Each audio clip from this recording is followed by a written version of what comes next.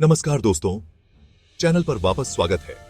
आज हम जम्मू कश्मीर के राजनीतिक परिदृश्य में एक बार फिर गरमाई हुई बहस में गोता लगाएंगे।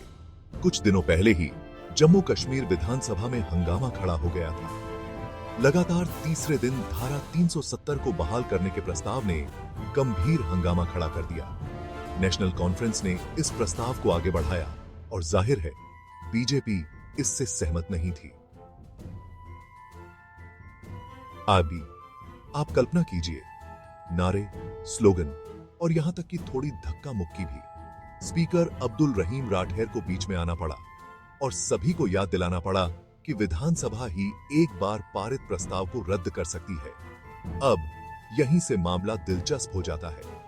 बीजेपी सदस्यों ने पाकिस्तानी एजेंडा यहां नहीं चलेगा जैसे नारे लगाने शुरू कर दिए और सदन के वेल में कूद गए।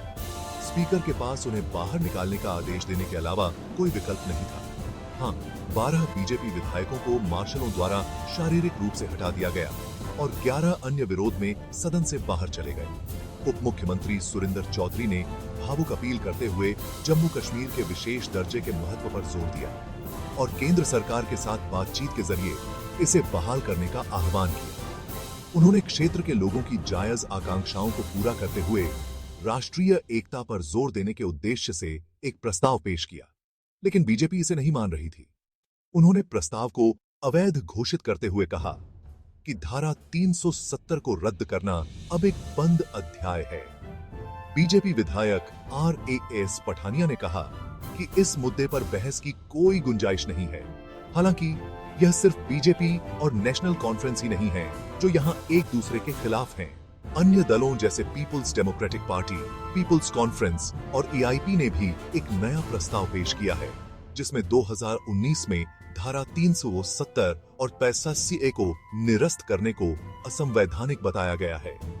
6 साल में यह विधानसभा का पहला सत्र है और कोई आश्चर्य नहीं कि धारा 370 को बहाल करने का प्रस्ताव विवाद का मुख्य बिंदु रहा है।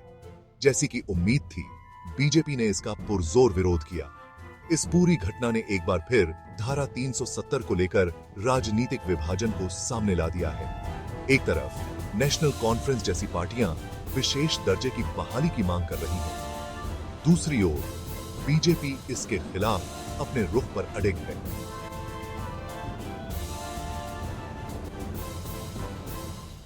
विपक्षी नेताओं का तर्क है कि निरस्त करना एकतरफा और अलोकतांत्रिक कदम था, जिसने बिना किसी संवाद के जम्मू कश्मीर के लोगों को उनके विशेषाधिकारों से वंचित कर दिया। लेकिन बीजेपी इसका यह कहकर विरोध करती है कि धारा 370 को हटाना जम्मू कश्मीर के विकास और देश की एकता और अखंडता को बनाए रखने के लिए आवश्यक था। उनका मानना है कि इस कदम से क्षेत्र में आतंकवाद और अलगाववाद को बढ़ावा देने वाली ताकतों को कमजोर करने में मदद मिली है। तो आप क्या सोचते हैं? क्या धारा 370 को बहाल किया जाना चाहिए या इसका निरस्त करना अधिक अच्छे के लिए एक आवश्यक कदम था? अपने विचार नीचे कमेंट में दें। इस विकसित होती कहानी के बारे में अधिक अपडेट के लिए लाइक, शेयर और सब्सक्राइब करना न भूलें। देखने के लिए धन्यवाद और मैं आपको अगले वीडियो में मिलूंगा। अपना ख्याल रखें।